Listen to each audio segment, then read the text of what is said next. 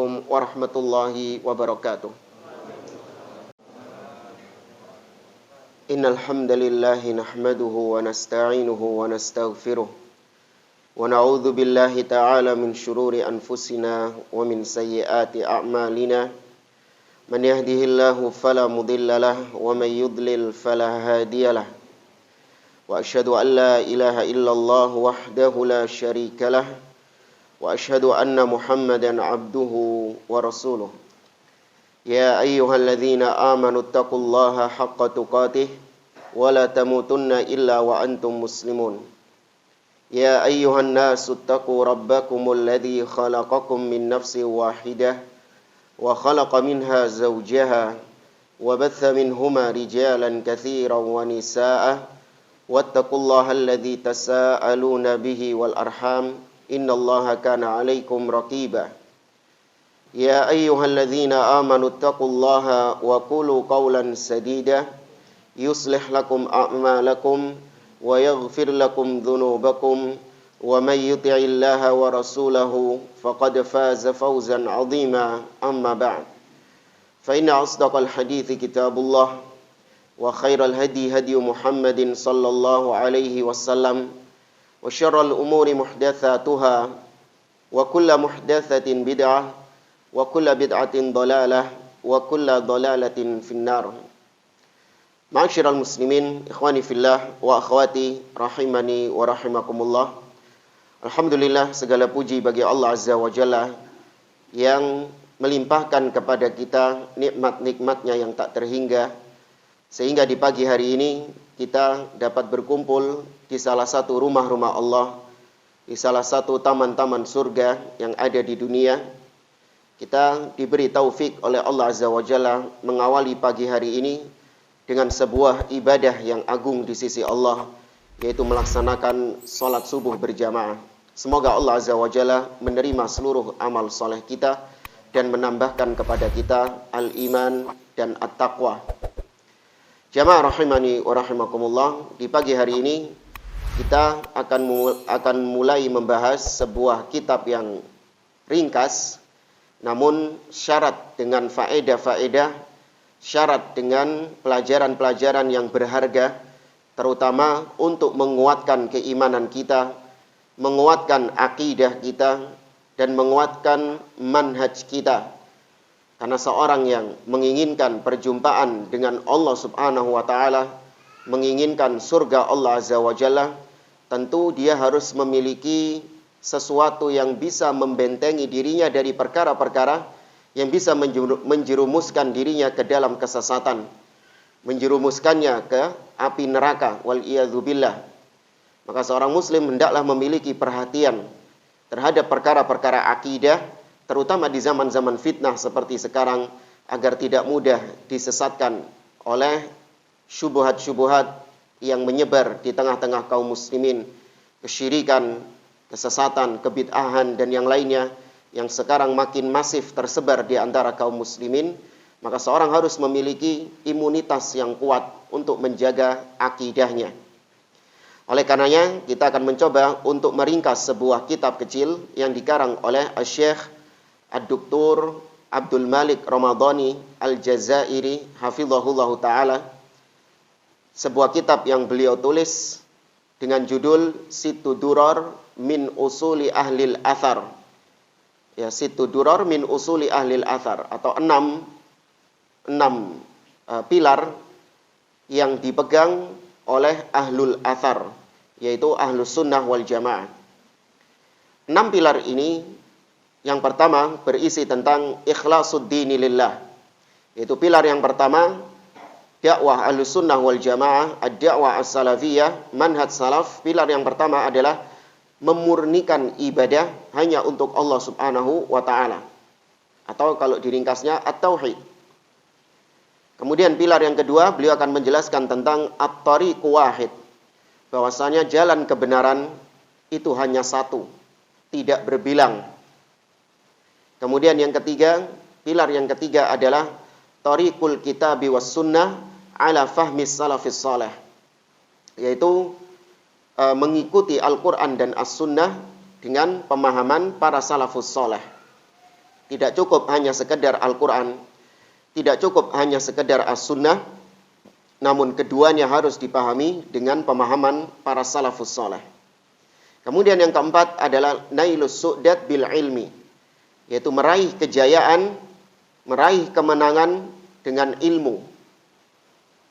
Yang kelima, ar-raddu 'alal mukhalif minal amri bil ma'ruf wan nahyi 'anil munkar.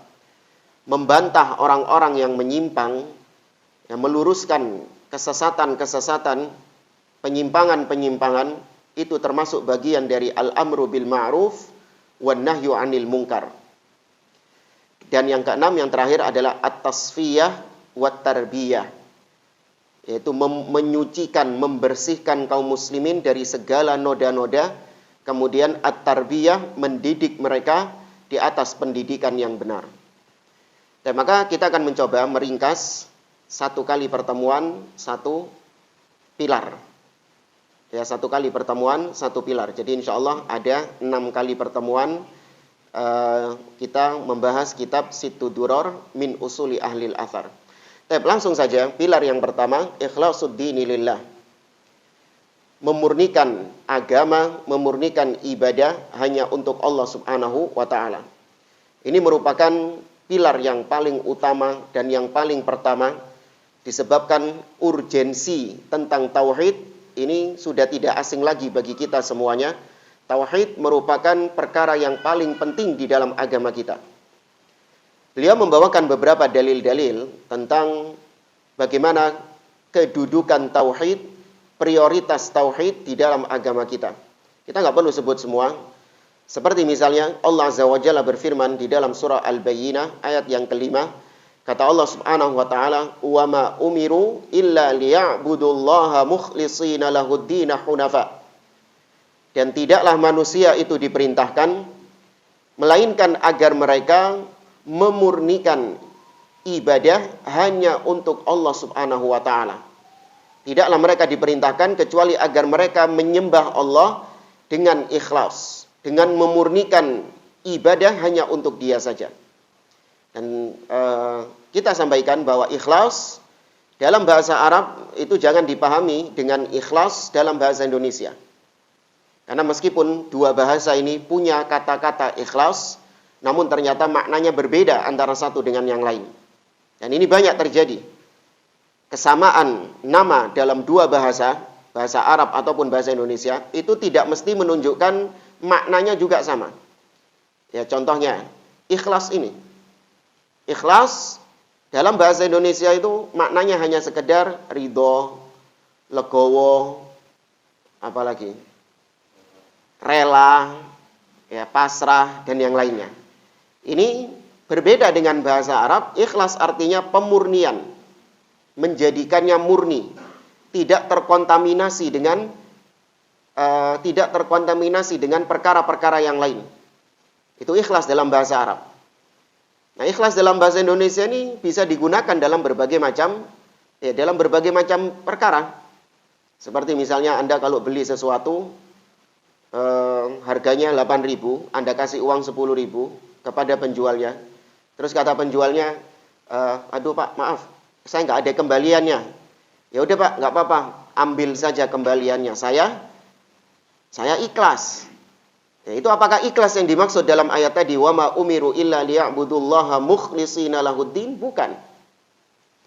Ya, bahkan untuk perkara-perkara yang dosa sekalipun, orang bisa mengucapkan ikhlas dalam bahasa Indonesia. Sebagaimana berapa tahun yang lalu itu kita pernah baca berita ketika di Surabaya lagi ditutup tempat perzinahan. Ada seorang jurnalis bikin berita di situ. Dia sedang mewawancarai salah seorang pezina. Ketika ditanya, Bu, ibu ini sudah umur segini ini, berapa tarifnya sekali berzina? Kata pezinanya ini, oh ya, seikhlasnya. Ya, seikhlasnya. Jadi ketika selesai berzina, kemudian yang laki-laki memberikan uangnya itu lebih. Kata pezinanya, loh, kok banyak ini uangnya? Ya nggak apa-apa, ambil saja semuanya. Saya ikhlas, Masya Allah. Ya. Ini ikhlas dalam bahasa Indonesia Berbeda dengan ikhlas dalam bahasa Arab. Kemudian Allah Subhanahu wa taala juga berfirman dalam surah Az-Zumar ayat 14 dan setelahnya. Allah mengatakan, "Qulillaha a'budu mukhlishan lahu dini." Katakanlah, Allah lah yang aku sembah dengan ikhlas. Ya, Allah lah yang aku sembah dengan ikhlas. Fa'budu ma syi'tum min duni. Maka silahkan kalian menyembah kepada siapapun selain Allah, terserah kalian. Kalau aku menyembah hanya kepada Allah dengan ikhlas, yaitu dengan murni. Kata Imam Ibnul Qayyim rahimahullah ta'ala, beliau mengibaratkan tauhid ini seperti pondasi dalam sebuah bangunan. Ya, seperti pondasi dalam sebuah bangunan. Kata beliau, man arada uluwa bunyanihi fa'alaihi bitawthiqi asasihi wa ihkamihi wa syiddatil i'tina'i bih. Kata beliau, barang siapa yang ingin membangun bangunan yang tinggi, hendaklah dia memperkuat pondasinya. Hendaklah dia menguatkan pondasinya. Dan hendaklah dia memiliki perhatian terlebih dahulu terhadap pondasinya. Fa inna uluwal bunyan ala qadri tawthiqil asasi wa ihkami. Karena tingginya bangunan itu tergantung dari kuatnya pondasi. Semakin tinggi bangunannya, maka pondasinya harus semakin kuat. Fal a'mal wad darajat bunyan wa asasuha al iman.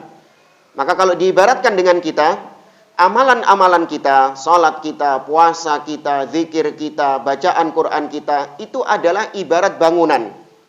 Sedangkan keimanan kita, yaitu at-tauhid, itu adalah pondasinya. Maka kalau Anda ingin mengerjakan amalan-amalan yang banyak, mengerjakan amalan-amalan yang beragam, hendaklah Anda juga perkuat tauhid Anda. Memperhatikan masalah keimanan Anda. Tidak seperti sebagian orang. Sebagian orang itu hanya mementingkan yang penting bangun saja. Wis pokoknya yang penting bangun. Mau tingkat berapa, mau tingkat 20, 40, wis yang penting dibangun dulu. Dia nggak memperhatikan pondasinya bagaimana. Nah, demikian juga sebagian orang yang penting beramal. Yang penting melaksanakan amal-amal soleh. Tidak ada perhatian sama sekali terhadap masalah akidah. Terutama masalah tauhid. Maka kata beliau, fal-arif himmatuhu tashihul asasi wa ihkamu. Orang yang bijak, dia pasti lebih perhatian untuk memperbaiki pondasi dan menguatkan pondasinya. Ini orang yang bijak. Sedangkan kata beliau kebalikannya, wal jahil yarfa'u fil bina min ghairi asas. Adapun orang yang bodoh, dia itu membangun bangunan tanpa memperhatikan pondasinya. Yang penting bangun. Ini orang bodoh. Demikian juga yang penting beramal, sebagian muslim yang penting beramal, sholat, yang penting puasa, yang penting haji, yang penting umroh, melakukan amalan-amalan namun tanpa memperhatikan pondasinya, memperhatikan imannya, maka kata beliau, fala yalbath bunyanuhu ayyasquta. Tidak lama bangunan itu akan hancur, akan runtuh. Demikian juga amalan-amalan seorang, ketika dia tidak memperhatikan masalah pondasinya, masalah tauhid, amalannya akan runtuh. Nggak sadar kalau ternyata ada kesyirikan yang masuk dalam dirinya. Nggak sadar kalau ternyata dia melakukan perbuatan-perbuatan syirik. Orang yang melakukan perbuatan kesyirikan, perbuatan syirik, amalannya jadi apa jamaah? Sia-sia, jadi hangus.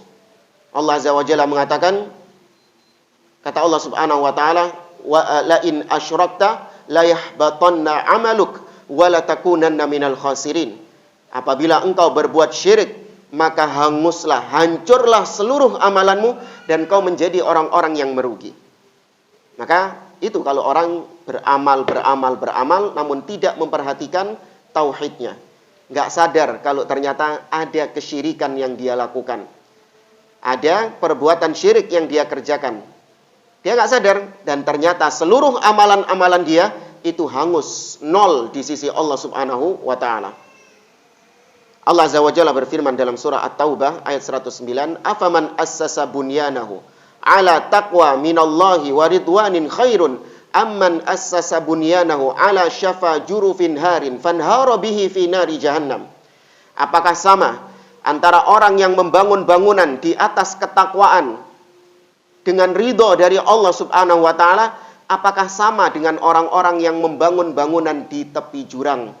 Maka sungguh yang bangun bangunan di tepi jurang ini, bangunannya akan hancur, akan jatuh, bersamaan dengan dia juga akan jatuh. Ini permisalan dari Al-Imam Ibnul Qayyim rahimahullahu ta'ala.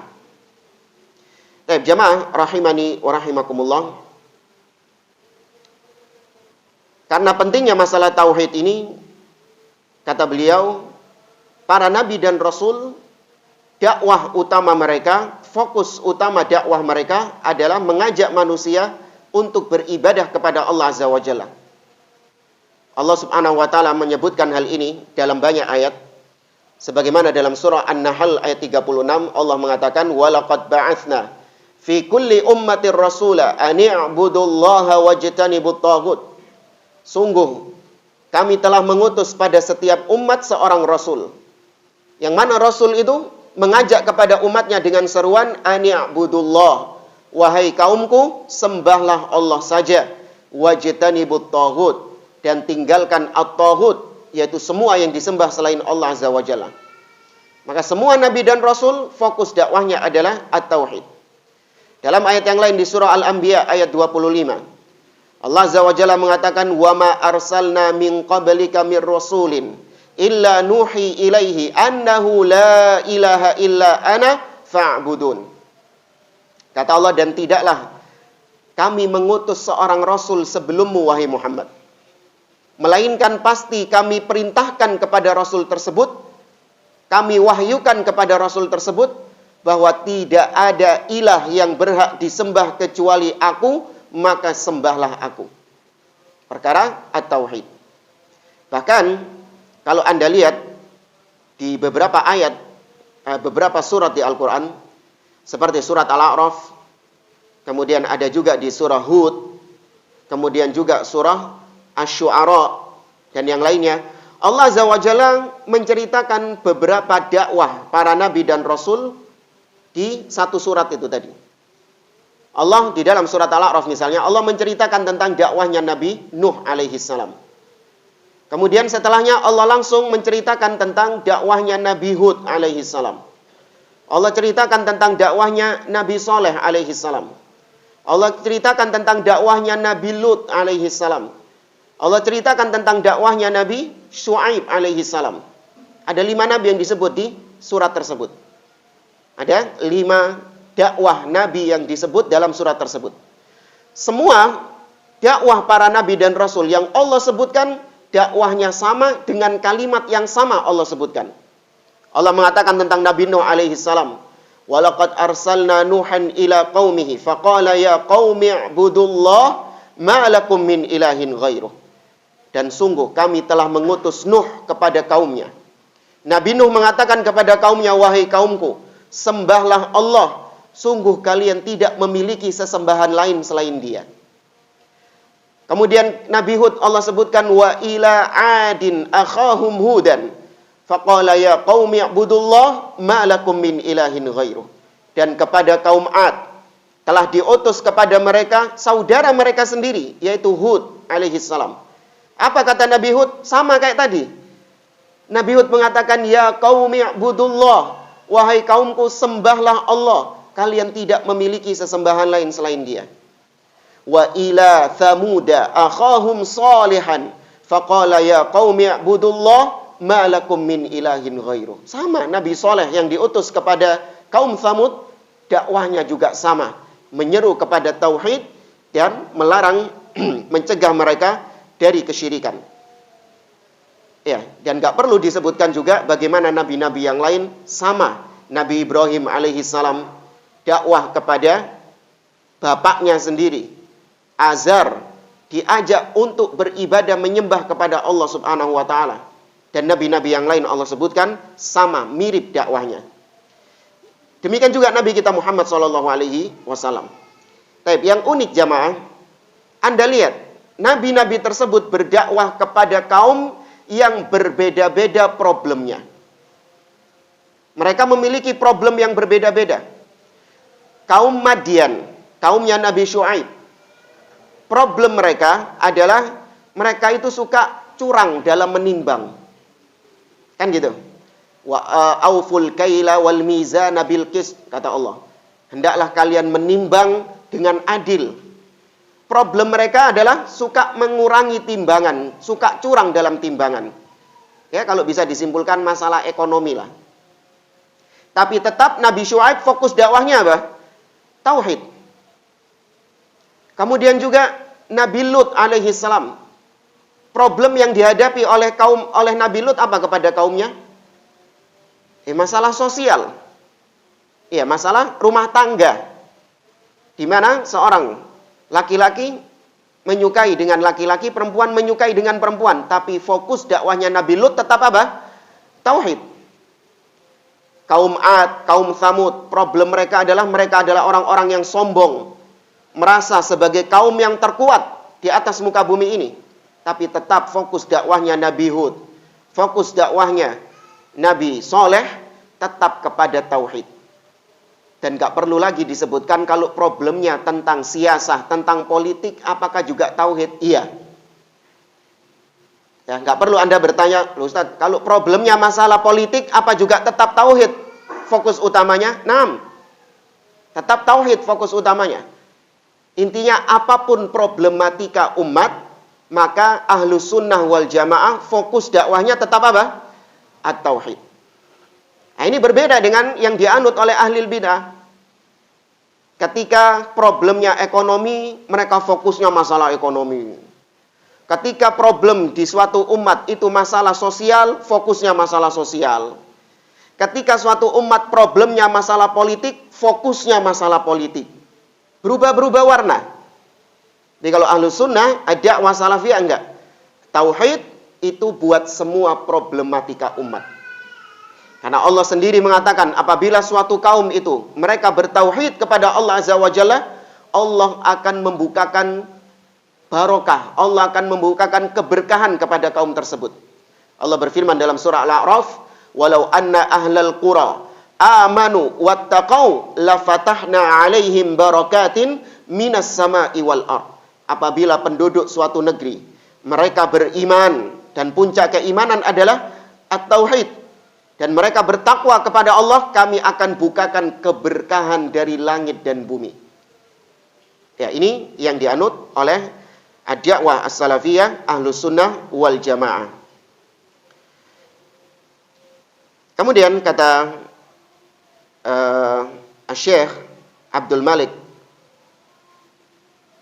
Al-Jazairi hafizahullah ta'ala, di antara bukti pentingnya dakwah tauhid ini adalah Nabi SAW memprioritaskan dakwah kepada tauhid. Di antaranya tatkala Nabi SAW mengutus seorang sahabat yang mulia, yaitu Mu'ad ibn Jabal, untuk berdakwah ke Yaman. Ketika Nabi mengutus Mu'ad bin Jabal untuk berdakwah ke Yaman, Nabi memberikan briefing. Nabi memberikan gambaran bahwa yang akan kau temui di Yaman ini adalah sekelompok kaum dari kalangan ahlul kitab. Meskipun demikian, Nabi SAW tetap mewasiatkan kepada Mu'ad bin Jabal agar menjadikan tauhid sebagai dakwah utamanya. Nabi mengatakan, "Ya Mu'ad, innaka sata'ti qauman ahla kitab." Wahai Mu'ad, sesungguhnya kau akan mendatangi kaum, yaitu ahlul kitab. Faltakun awal ma tada'uhum ilaihi syahadatu an la ilaha illallah. Jadikanlah hal pertama yang kau dakwahkan kepada mereka adalah syahadah la ilaha illallah. Baru kemudian kata Nabi SAW, fa inhum ata'u laka bidzalik fa akhbirhum anna Allah iftarada alaihim khamsa salawatin fi kulli yaumin wa lailah. Kalau mereka sudah mentaatimu dalam perkara tauhid dan juga syahadat Muhammadun Rasulullah, maka baru beritakan kepada mereka bahwa Allah mewajibkan kepada mereka sholat 5 waktu di setiap malam atau di setiap hari dan malam. Baru kemudian masalah sholat, baru kemudian masalah zakat. Nabi memerintahkan yang jadi prioritas utama dakwah adalah tauhid. Ini sudah disepakati jamaah. Namun muncul ucapan-ucapan sumbang dari sebagian orang dari sebagian dai, ketika kita memfokuskan dakwah kepada tauhid dengan menggunakan hadis Mu'adz bin Jabal tadi, ada seorang dai yang mengatakan, wah, kalau Anda ini sukanya dakwah tauhid, dan tauhid, berarti Anda menyamakan jamaah yang Anda dakwahi, Anda samakan dengan Yahudi dan Nasrani. Jadi menurut sang dai ini, tauhid itu hanya cocok untuk orang-orang Yahudi, Nasrani. Kalau yang Anda dakwahi ini orang-orang kafir, orang-orang musyrikin, maka pantas. Tapi kalau antum sekarang ini kan sudah ngerti masalah tauhid, sudah paham masalah tauhid, ya sudah, nggak perlu diulang-ulang lagi. Tauhid lagi. Bahas kitab tauhid, bahas usulul tsalatsa, muter di sini terus katanya. Muter di situ terus. Sampai kapan Anda tidak mengajarkan masalah sholat kepada jamaah? Hanya belani tentang fokus masalah tauhid. Ya, anak tanya kepada antum, apakah Ahlus Sunnah, dakwah salafiyah sama sekali tidak pernah mengajarkan bab sholat?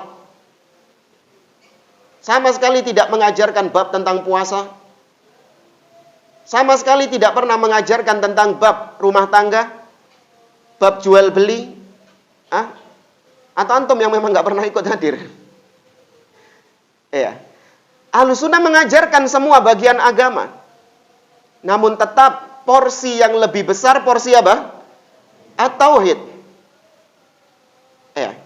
Sebagian orang juga mengatakan, sudahlah Ustaz, kita ini sudah paham tauhid ini. Kita belajar tauhid itu sudah dari kecil. Ya, nggak perlu diulang-ulang lagi tauhid, dan tauhid, nggak perlu diulang-ulang terus. Maka dijawab oleh para ulama, diantaranya Syekh Abdul Aziz Ar-Rayis, hafizahullah ta'ala. Beliau mengatakan, taruhlah seandainya kita yang hadir di sini itu sudah bertauhid dengan benar. Kita ini sudah mengaku bertauhid dengan benar. Maka pertanyaannya, tauhid siapa yang lebih baik? Kita ataukah para sahabat Nabi SAW? Tauhid siapa yang lebih baik? Para sahabat Nabi SAW. Dikisahkan juga oleh beliau, para sahabat, meskipun tauhid mereka ini sudah tidak diragukan lagi, Nabi SAW masih tetap menggembleng mereka dengan tauhid, bahkan di akhir-akhir hidup beliau. Ya, disebutkan 5 hari sebelum beliau wafat. Disebutkan di sini 5 hari, khamsa ayam, 5 hari sebelum beliau wafat, dalam keadaan Nabi SAW sakit yang keras, Nabi masih saja mendidik para sahabat dengan pendidikan tauhid. Harusnya kalau 5 hari sebelum Nabi wafat, itu para sahabat kan harusnya sudah paham tauhid kan? Harusnya para sahabat ini sudah kenal dengan tauhid. Karena sudah 23 tahun bersama Nabi SAW. Tapi Nabi tetap di saat-saat seperti itu mementingkan masalah tauhid. Nabi mengatakan, ala wa inna man kana qablakum ittakhadhu qubur anbiya'ihim wa salihihim masajid. Ketahuilah, umat-umat sebelum kalian, mereka menjadikan kuburan nabi-nabi mereka dan kuburan orang-orang soleh mereka sebagai masjid, sebagai tempat ibadah.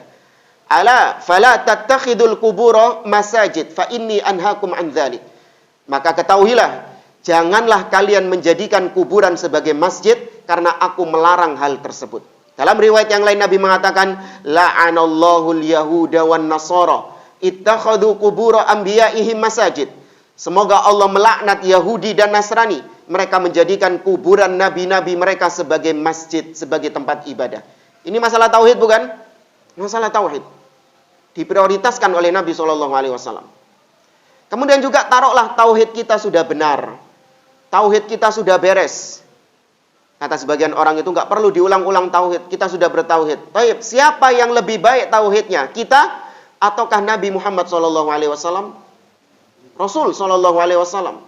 Meskipun demikian, Nabi SAW tidak diragukan bagaimana tauhidnya. Allah masih tetap mengingatkan Nabi tentang tauhid. Allah masih mengingatkan Nabi SAW tentang tauhid. Allah mengatakan, fa'lam annahu la ilaha illallah wastaghfir li dzambik. Fa'lam, berilmulah, ketahuilah, ya, berilmulah bahwasanya tidak ada ilah yang berhak disembah kecuali Allah Subhanahu wa taala. Bahkan juga Nabi SAW diancam oleh Allah Azza wa Jalla untuk tidak berbuat syirik. Ya, Nabi diancam untuk tidak berbuat syirik. Dalam ayat yang kita baca tadi, Allah Azza wa Jalla mengatakan, la in asyrakta la yahbatanna amaluk wa la takunanna minal khasirin. Apabila engkau wahai Muhammad menyekutukan Allah, berbuat syirik kepada Allah, maka hanguslah seluruh amal ibadahmu dan kau menjadi orang-orang yang merugi. Ini Nabi SAW, sekelas Nabi, sekelas para sahabat, terus diingatkan tentang tauhid.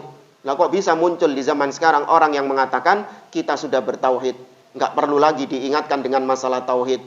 Apalagi di negeri kita, kesyirikan masih ada atau sudah nggak ada jemaah? Bukan cuman ada, wakeh. Iya, bukan cuman ada Ustadz tapi sedikit, enggak. Ini sarangnya kesyirikan. Ya, salah satu negeri yang subur akan kesyirikan. Maka kata beliau, kok bisa ada seorang dai?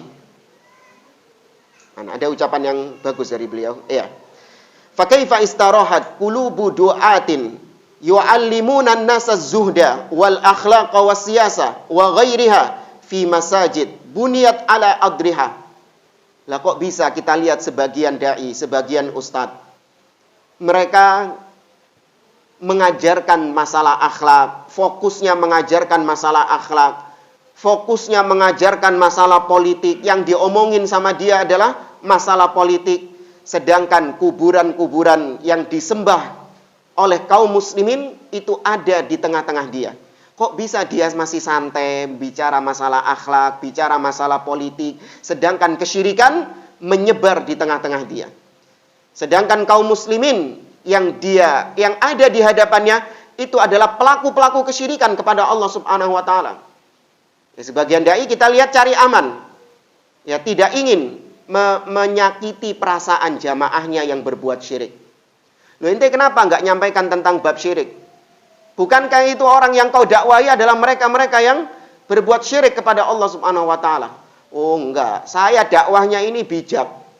Harus dengan hikmah katanya. Apa dengan hikmah itu? Jangan menyinggung perasaan orang. Ya, kalau saya sampaikan tentang kesyirikan, tersinggung nanti jamaah saya. Kalau tersinggung nanti nggak mau ngaji lagi. Atau minimal saya yang nggak diundang ke masjid di sini lagi. Nggak diundang pengajian lagi. Namanya dakwah itu harus hikmah. Namanya dakwah itu harus bijak. Nggak boleh menyakiti orang lain. Ya ojo dakwah kalau gitu caranya. Namanya dakwah adalah memperbaiki. Dan memperbaiki terkadang memang harus dengan cara-cara yang menyakitkan memang. Ya, maka kata beliau, kok bisa ada seorang dai di zaman sekarang yang masih santai berbicara politik, masih santai berbicara akhlak, masih santai berbicara tentang adab, bahkan santai berbicara tentang masalah-masalah rumah tangga, fokusnya hanya masalah rumah tangga. Padahal kesyirikan menyebar dengan masif di tengah-tengah dia dan dia tidak peduli sama sekali dengan kesyirikan tersebut. Ya, maka ini juga termasuk di antara ciri pembeda antara ahlus sunnah, dakwah ahlus sunnah dengan dakwah ahlul bidah. Ahlus sunnah dakwahnya memprioritaskan tentang perkara tauhid, sedangkan ahlul bid'ah dengan berbagai macam genrenya tidak ada perhatian tentang masalah tauhid. Al-Ikhwanul Muslimun, mereka lebih perhatian terhadap masalah politik. Karena menurut mereka kejayaan umat itu hanya bisa diraih dengan politik. Ya, kalau kita mau urutkan ya, di zaman kita sekarang ini, kita memang tidak mengingkari bahwa umat Islam dalam keadaan dhaif, dalam keadaan lemah. Zaman kita sekarang ini umat Islam dalam keadaan lemah. Dan semua umat Islam dari berbagai macam firqah, mereka sama-sama menginginkan umat Islam ini berjaya sebagaimana dahulu di zaman Nabi dan para sahabatnya. Semua muslim pasti menginginkan kejayaan umat Islam ini, pasti.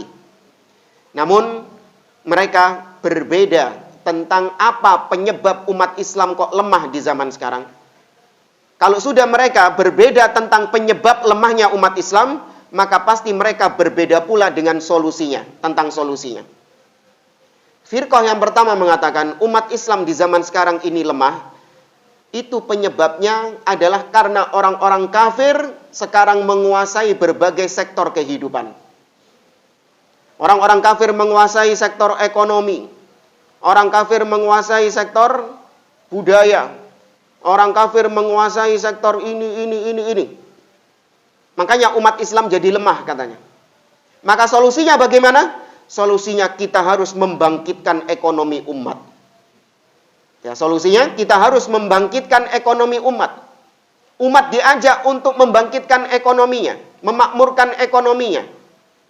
Ya, dengan cara-cara yang dilakukan oleh mereka. Dengan itu kata mereka, umat Islam jadi jaya kalau ekonomi umat Islam kuat. Ini solusi dari firqah yang pertama.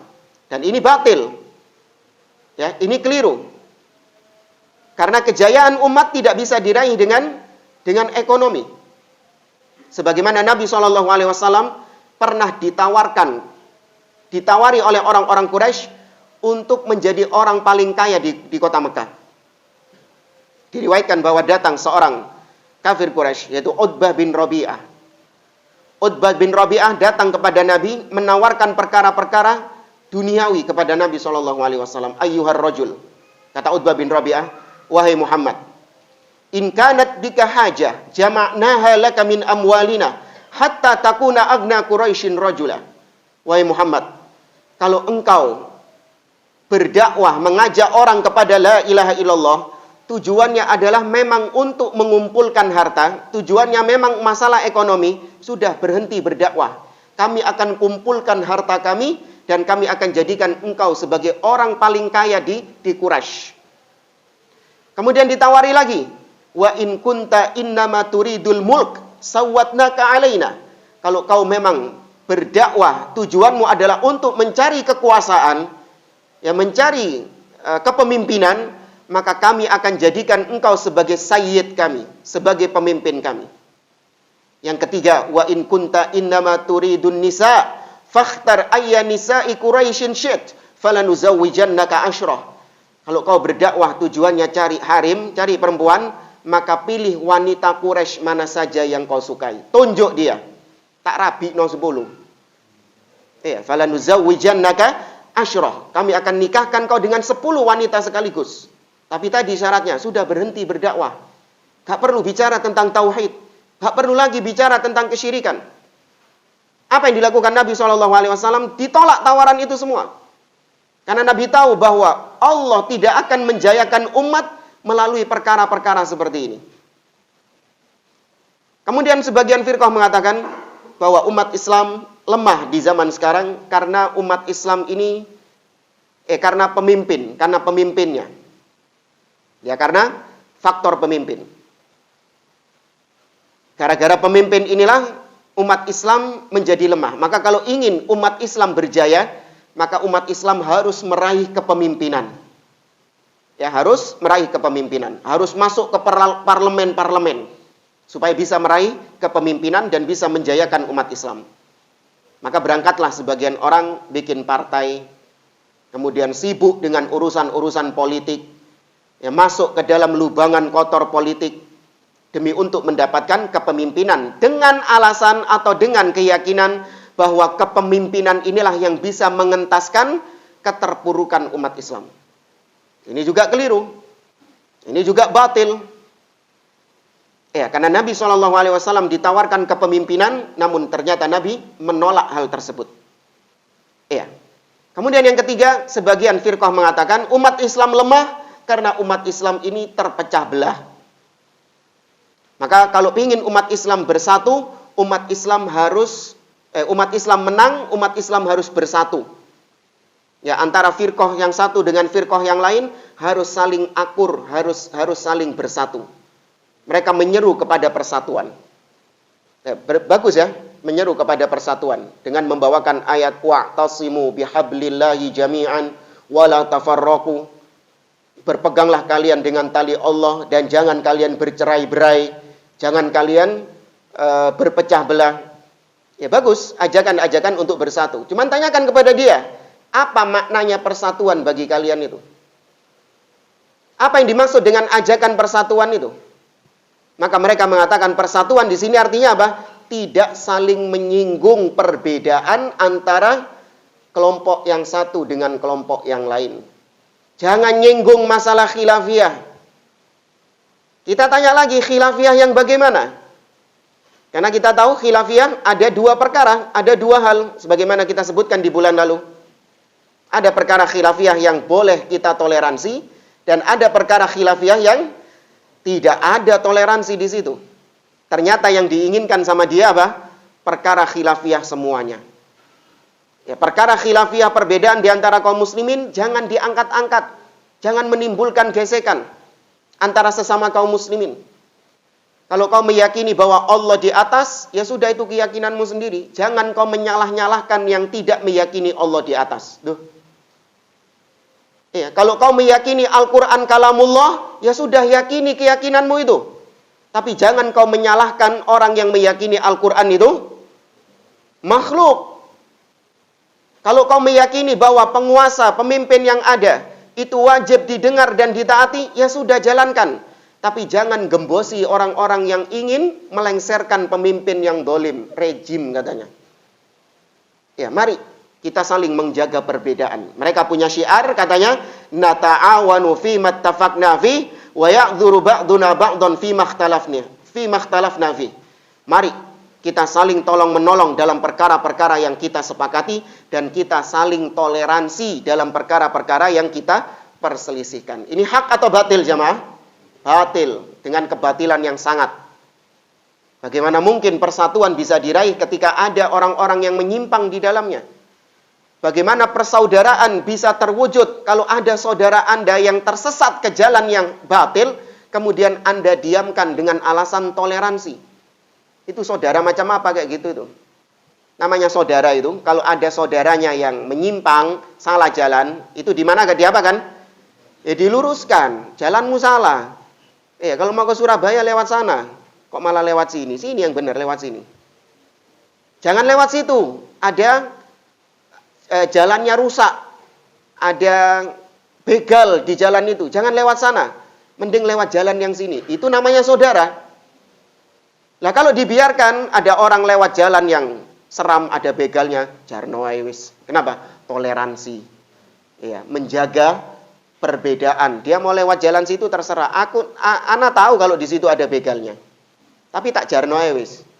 Kenapa? Gak enak, takut nyinggung. Kalau saya peringatkan kau salah jalan, takut tersinggung. Biarkan dia kena begal itu. Ini saudara yang baik atau buruk? Saudara yang buruk. Ya, maka solusi yang terbaik untuk meraih kejayaan umat adalah dengan tauhid.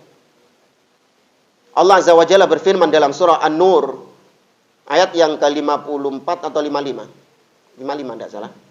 Allah mengatakan wa'adallahu alladhina amanu minkum wa 'amilus shalihat la yastakhlifannahum fil ard kama stakhlafa alladhina min qablihim wa la yumakkinanna lahum dinahumul ladzi irtadalahum wa la yubaddilannahum min ba'di khaufihim amna.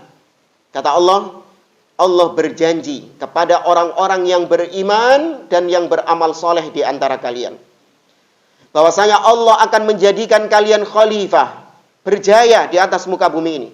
Sebagaimana Allah telah menjayakan orang-orang sebelum mereka. Allah akan menguatkan agama Islam yang telah Allah ridhoi ini.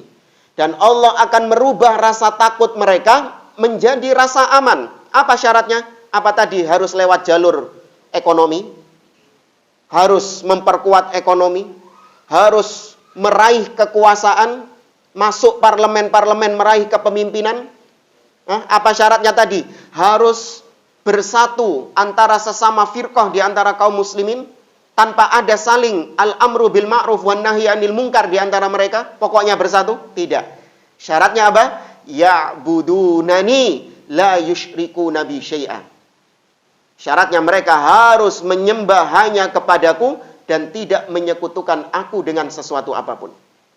Maka kejayaan umat itu hanya bisa diraih dengan at-tauhid. Jamaah rahimani wa rahimakumullah. Kemudian beliau di sini membawakan sebuah kisah. Ya, kisah tentang Dzul Khalasah.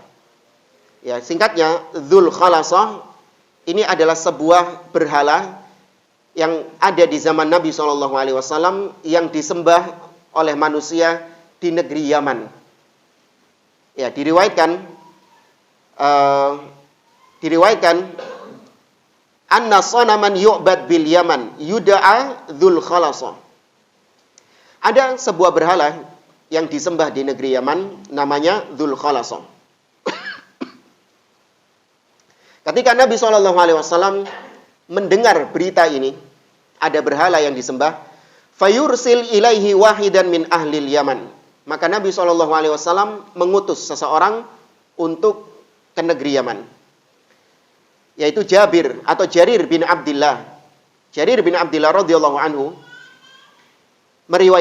mengatakan bahwa Nabi SAW berkata kepadaku, ala turihuni bidzil khalasa. Wahai Jarir bin Abdullah, maukah engkau menenangkan hatiku dengan menghancurkan berhala Dzul Khalasah itu? Ya, maukah engkau menenangkan hatiku dengan Dzul Khalasah, yaitu dengan menghancurkan Dzul Khalasah tersebut? Maka kemudian Jarir bin Abdullah berangkat bersama 500 pasukan atau bersama 500 khamsin wa mi'a faris. 500 pasukan berkuda kemudian datang ke negeri Yaman dan menghancurkan berhala tersebut. Sepulangnya dikabarkan kepada Nabi SAW dan Nabi gembira dan Nabi mendoakan Jarir bin Abdullah, Allahumma tsabbithu waj'alhu hadiyan mahdiyan. Ya, didoakan oleh Nabi SAW. Fabarrakan Nabi SAW ala khailin. Nabi pun mendoakan keberkahan bagi pasukan berkuda tersebut. Al-Imam Ibnu Hajar Al-Asqalani. Ini kisahnya panjang ya, kita ringkas. Al-Imam Ibnu Hajar Al-Asqalani ketika mengomentari hadis ini, Nabi SAW tadi mengatakan, ala turihuni. Maukah engkau menenangkan hatiku? Wahai Jarir, maukah engkau menenangkan hatiku? Kata beliau, al-muradu birraha rahatul qalb. Yang dimaksud dengan tenang di sini adalah tenangnya hati. Kata beliau, kata Imam Ibnu Hajar, wa ma kana syai'un at'abu liqalbin Nabi sallallahu alaihi wasallam min baqa'i ma yushraka bihi min dunillahi ta'ala. Dan tidak ada yang lebih melelahkan hatinya Nabi sallallahu alaihi wasallam selain ketika Nabi mengetahui masih ada kesyirikan di atas muka bumi ini. Itu yang bikin hatinya Nabi pegel. Tidak ada yang lebih bikin hatinya Nabi pegel melainkan syirik kepada Allah Subhanahu wa taala. Kalau hati kita pegel karena apa? Hah? Gak duit-duit. Apa lagi yang bikin hati pegel? Naudzubillah, sebagian orang zaman sekarang dia itu hatinya pegel dalam perkara-perkara yang bukan Nabi SAW, seperti Nabi SAW. Pegel kalau misalnya ada orang yang tidak ikut organisasinya. Mangkel kalau ada orang yang nggak mau ikut partainya. Pegel kalau ada orang yang nggak mau ikut gerakannya. Pegel dia. Padahal kesyirikan-kesyirikan yang terjadi di tengah-tengah dia, hatinya sama sekali tidak ada rasa pegel. Ada kuburan yang disembah. Saudaranya masih nyungsep-nyungsep, jelungup-jelungup di kuburan, gak pegel hatinya ngelihat itu. Maka ini salah satu tanda jamaah. Kalau Anda ngelihat kesyirikan, hati Anda itu biasa-biasa saja, ini gak beres tauhid Anda. Tapi ketika Anda melihat kesyirikan, Anda mengetahui ada kesyirikan kepada Allah Subhanahu wa taala, hati Anda menjadi sedih, menjadi pegel, nggak enak. Nah, itu berarti masih ada sense, masih ada apa? Iya, masih ada rasa tauhid di situ. Ya, tapi kalau sudah nggak peduli sama sekali, ini berarti ya rusak sudah hatinya. Wal iyadu billah. Baik, jamaah rahimani wa rahimakumullah. Kemudian beliau menyebutkan tadi tentang sebagian dai yang gak ada prioritas terhadap masalah tauhid, yang tidak mementingkan masalah tauhid, yang gak mau menyinggung tentang masalah syirik. Beliau mengatakan fa'ainal ikhlas, di mana keikhlasan? Wa aina hum ahluhu wa aina alladhina ja'alu ghadabahum yashtaddu biqadari ghadabillah. Kemana mereka? Kenapa mereka tidak menjadikan kemarahan mereka, kemurkaan mereka sebagaimana kemurkaan Allah Subhanahu wa taala? Mereka murka kalau partainya disinggung. Mereka murka kalau misalnya firqahnya dikatakan ahlil bid'ah atau menyimpang. Mereka murka kalau tokohnya dikritik. Ya, kalau tokohnya dikritik murka luar biasa. Tapi ada kesyirikan, ya, ada penyembahan kepada selain Allah Subhanahu wa taala, tidak ada kemurkaan sama sekali. Ainal ikhlas, kata beliau. Padahal Nabi SAW bersabda, Allahumma la taj'al qabri wathanan yu'bad. Ishtadda ghadabullah ala qaumin ittakhadhu qubur anbiya'ihim masajid. Ya Allah, jangan kau jadikan kuburanku sebagai berhala yang disembah, kata Nabi. Sungguh bertambah murka Allah, sungguh bertambah murka Allah kepada suatu kaum yang mereka menjadikan kuburan nabi-nabi mereka sebagai masjid. Artinya Allah murka ketika terjadi apa? Kesyirikan. Maka harusnya kita juga murka kalau ada kesyirikan di tengah-tengah kita. Kalau terjadi kesyirikan kita juga murka. Ya, kemurkaan kita itu mengikuti kemurkaan Allah Subhanahu wa taala. Dan kita mencintai apa-apa yang dicintai oleh Allah Subhanahu wa taala. Harusnya seorang muslim yang bertauhid seperti itu. Innal wala'a lillah, yakni an taghdab li ghadabih wa tarda li ridahu. Sesungguhnya wala, ya, akidah al-wala wal bara, loyalitas dan antipati itu sesuai dengan Allah Subhanahu wa taala. Kita murka apa-apa yang dimurkai oleh Allah, dan kita ridho apa-apa yang diridhoi oleh Allah Subhanahu wa taala. Wa hadha tauhid alladhi tuwali fihi wa hadha syirk alladhi tuadi fihi.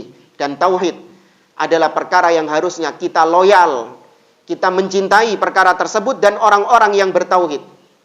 Dan perkara kesyirikan adalah perkara yang dimurkai Allah dan harusnya kita murka dengan kesyirikan tersebut.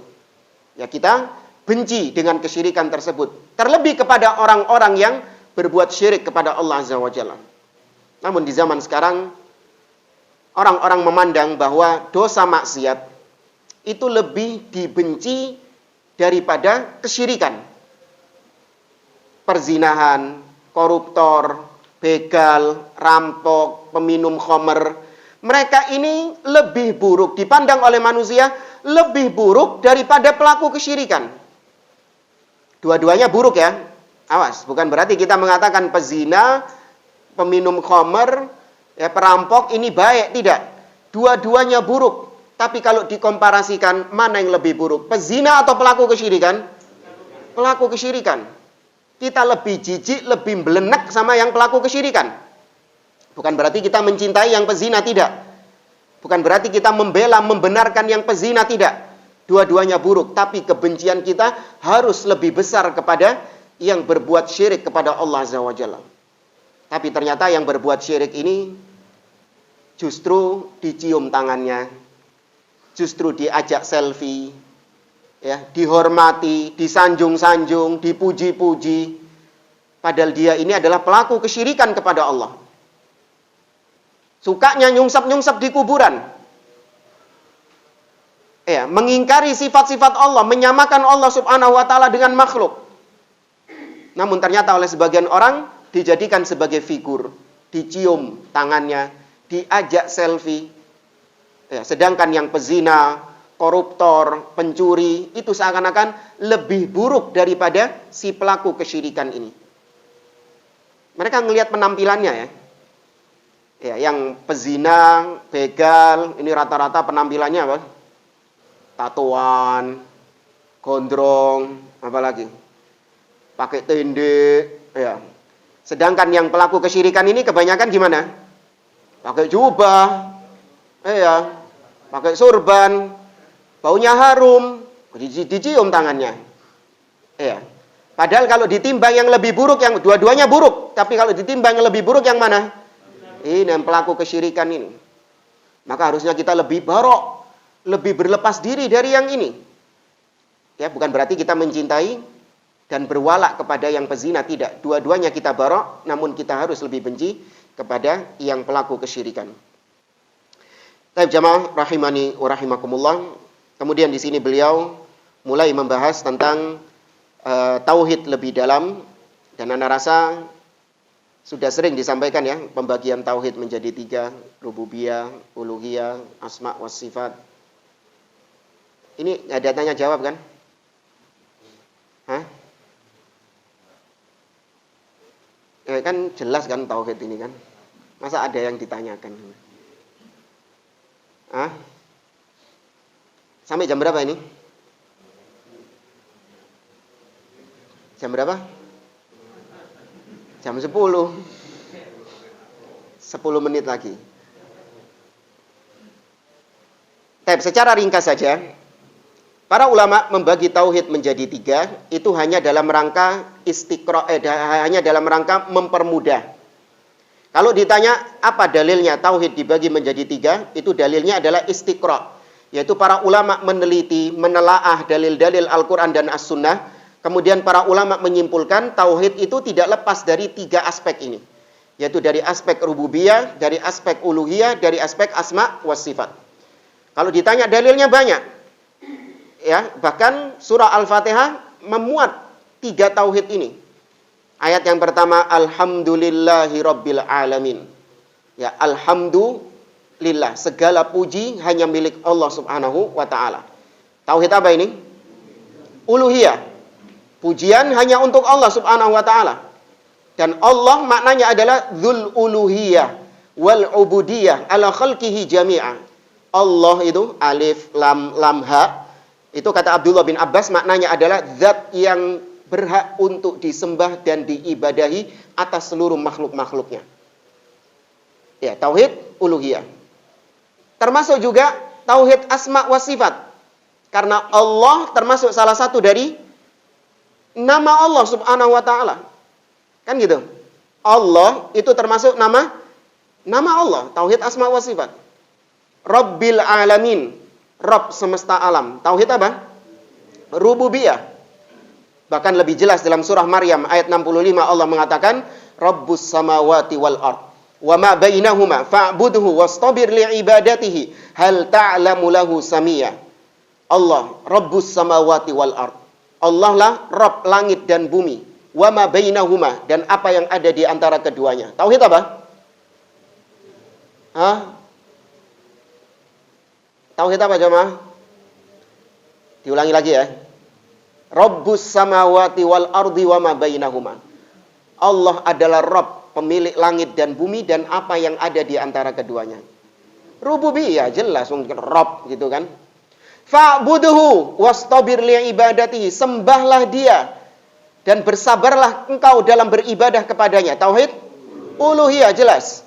Hal ta'lamu lahu samiyya, apakah kau tahu ada yang serupa dengan Allah? Tauhid apa? Al-asma was sifat. Ya, satu ayat mencakup 3 tauhid tadi. Tetap sama ahli bid'ah dikatakan, oh itu tauhid, pembagian tauhid itu pembagian yang bid'ah. Nggak ada di zaman Nabi. Bahkan yang lebih konyol, sebagian di antara mereka mengatakan pembagian tauhid menjadi 3 seperti trinitas. Trinitasnya orang-orang Nasoro. Naudzubillah. Kok bisa itu loh pembagian tauhid disebut mirip dengan trinitas. Kalau trinitas itu merubah hakikat Tuhan. Merubah hakikat Allah Subhanahu wa taala. Allah dibagi menjadi 3. Ada oknum Bapa, ada oknum anak, dan ada oknum Roh Kudus. Tapi kalau tauhid dibagi menjadi 3, apakah merubah Allah Subhanahu wa taala? Tidak. Tauhid dibagi menjadi 3, itu tidak merubah hakikat Allah Subhanahu wa taala.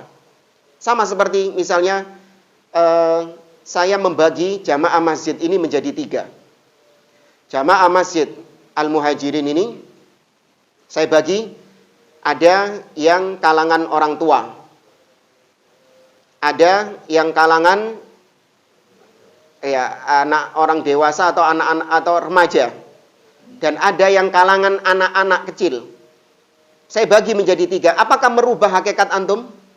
Tidak, saya hanya menjelaskan hakikat bahwa di ruangan ini ada tiga jenis tadi. Ada yang tua, ada yang remaja, dan ada yang anak-anak. Tidak merubah hakikat Anda sama sekali. Maka demikian juga pembagian tauhid menjadi 3, rububiyah, uluhiyah, asma wa sifat, itu tidak merubah hakikat sama sekali. Tapi ahli bid'ah tetap mengatakan itu pembagian yang keliru. Tauhid gak boleh dibagi-bagi. Tauhid itu hanya satu saja, jangan dibagi-bagi. Kenapa mereka kok begitu kepanasan jamaah?